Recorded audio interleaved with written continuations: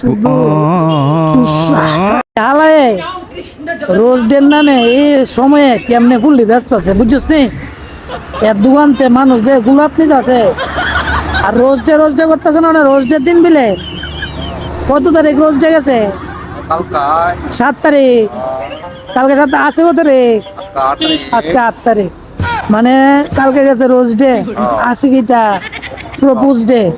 মানে কালকে রোজ দিছে, আজকে প্রপোজ করব, পরের দিন কিটা হাক দে, মানে কুলাকুলি। আরে এত বিজনেস তো চাঙ্গা বিজনেস করতো না। অনে আমি কথাটা কিতা কইতেছি বুঝছিস নি? Rose day, propose day, hug day, এমন হইলে আবার কিস ডে। কি দে এটা কিটা? কিস ডে কিতা করো?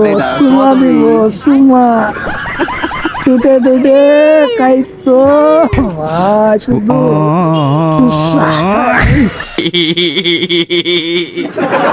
Eh, ay, ay, mami.